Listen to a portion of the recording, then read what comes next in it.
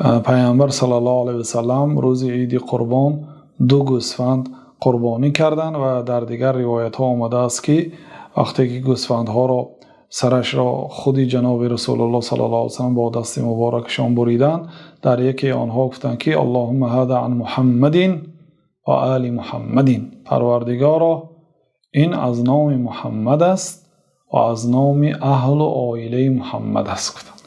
و گوسفند دوم را وقتی ذبح کرده شدند هذا عن محمد و عمن لم یضحی من امت محمد صلی الله علیه وسلم، در دومی گفتند که این از نام محمد است و از نام امتان محمد است که قربانی کرده نمیتوانند، یعنی قدرت قربانی کردن ندارند.